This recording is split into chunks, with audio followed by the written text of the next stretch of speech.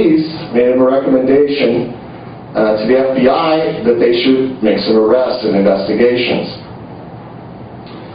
In 1947, leaders of the network then traveled with a high-level Jewish agency representative to Washington, D.C., and met with Robert R. Nathan, who had led the U.S. industrialization and industrial mobilization in World War II, becoming the War Production Board's chairman in 1942. And Nathan brokered a summit with FBI Director J. Edgar Hoover. The Royal Canadian Mounted Police, again, quote, already asked the FBI to cooperate in tracking down the sources and personnel involved in maybe prosecuting, unquote. But this law enforcement initiative represented a major threat to the Sonnenberg network and the Jewish agency. Nathan flatly told the FBI director that the network's activities were not all, quote, anything damaging to the United States, but it's not straight up and above board. Some prominent people and some important organizations could be hurt, unquote. Nathan was presumably referring to Morgenthau, Feinberg, and other key fundraisers, as well as the politicians they patronized so lavishly. Nathan left the meeting feeling the FBI director was sympathetic, but with no indication that Hoover would cooperate. But Nathan turned out to be right. And over time, the criminal records of all the low-level Sonnenberg smugglers who were actually caught were expunged. John F. Kennedy pardoned Hank Greenspun in 1961 after winning over Feinberg and the lobby to support his presidential election campaign. Bill Clinton pardoned Al Schwimmer, who smuggled aircraft and later headed up Israeli aircraft industries in the year 2000. Even though Schwimmer never personally applied for a pardon or expressed any contrition for his actions, which are usually requirements for a presidential pardon. Charles Winters, the only network member to serve a meaningful prison sentence for smuggling bombers, was posthumously pardoned on December of 2008 by President George W. Bush after an intense lobbying campaign by such prominent Americans as Steven Spielberg, eager to repair the historical record. Pulling out all the stops to spring those accused of wrongdoing is also pretty well documented. In 2009, former NASA scientist Stuart Nosetti, who held high satellite and nuclear security clearances, was allegedly observed engaged in specific activities or suspicious activities and then stung by the FBI. He allegedly offered to spy for the Mossad in exchange for money. He's currently jailed in extreme conditions that restrict his outside communications. He can't even meet with his wife because she's a lawyer. Nevertheless, before all the facts are known or a trial date set, former AIPAC Executive Director and Department of Justice employee Neil Scher has publicly called for an uprising before Nosetti is prosecuted, urging that, quote, leaders of the Jewish community raise some hell and not show the timidity with which unfortunately characterized many responses to the AIPAC case involving Steve Rosen and Keith Weissman, unquote. And I could talk for 3 hours about that, but I won't. Not so publicly, the same lobbying is occurring to correct the historical record on diversions to Israel's nuclear weapons program, right now, as we speak, and I'll get to that in a moment. But first, what is the cost of strategic ambiguity to Americans? U.S. presidents, including Obama, have generally acquiesced to Israel's demands that its nuclear arsenal never be acknowledged or openly discussed.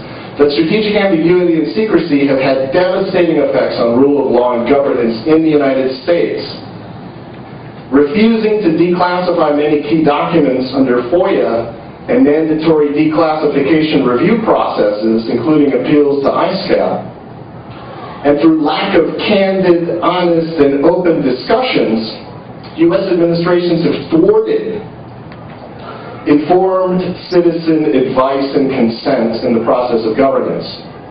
By refusing to acknowledge Israel's nuclear weapons, as Jeff mentioned, the Symington and Glenn amendments to the 1961 Foreign Assistance Acts, which banned the country's trafficking in nuclear technologies, have also been thwarted. The will of the people expressed through Congress has been rendered moot. And similarly, American nuclear non-proliferation treaty efforts are considered hypocritical by the rest of the world. On an international level, Israel's arsenal can and has been repeatedly used to extort U.S. conventional military aid and concessions under the threat that Israel would have to resort to its nuclear capability if ever denied. This is well documented as well by Adner Cohen, but using far more diplomatic language. It is this major but generally unmentioned factor in the brewing crisis about Iran's nuclear program. If Americans were properly informed, they might ask whether the current drive to isolate Iran through economic warfare and saber-rattling has as an underlying objective the preservation of Israeli nuclear dominance. Unprosecuted illicit activities in the U.S. that helped create Israel's arsenal, espionage, secrecy, and theft, not only undermine governance in America, but rule of law. If reports about Obama's acquiescence to strategic ambiguity are true, presumably the U.S. government will now retain any key documents that are long overdue for declassification and release. Not for any legitimate reason, but simply because they would prove that sensible policies, including non-proliferation, have been derailed and that our representative form of government has been rendered utterly irrelevant on this question. So strategic ambiguity from this point of view is a cover-up of the privatization or offshoring of America's most closely guarded nuclear force. Obama's new and unprecedented orders for freedom of information will probably no longer apply. The drive to extend the cover-up is now extended beyond the CIA and FBI right into the United States Senate. Last week, the Nuclear Regulatory Commission released, I won't show you, but here it is. The Nuclear Regulatory Commission released documents to me under the Freedom of Information Act. Today you can find them on the IRmep.org website. On August 27, 2009, Senator Arlen Specter wrote to Rebecca Schmidt asking that the NRC, quote, issue a formal public statement confirming that he, his constituent, Zalman Shapiro, former head of NUMEC, was not involved in any activities related to the diversion of uranium to Israel, unquote. A March 2010 audit by two former NRC officials, which was published in the Bulletin of Atomic Scientists, confirmed not only that 337 kilograms of NUMEC highly enriched uranium are still unaccounted for, but that all the circumstantial evidence still points to diversion to Israel. Last week, Senator Specter's staffer charged with clearing Shapiro confirmed that they're not seeking full release of all FBI and CIA documents about the NUMEC diversion, but rather only a formal NRC clearance of Shapiro. To date, to its credit, the Nuclear Regulatory Commission has fought back against this campaign, this improper campaign, to absolve NUMEC without a full truth commission and release of all related FBI and CIA documents. And that moment of truth is clearly overdue.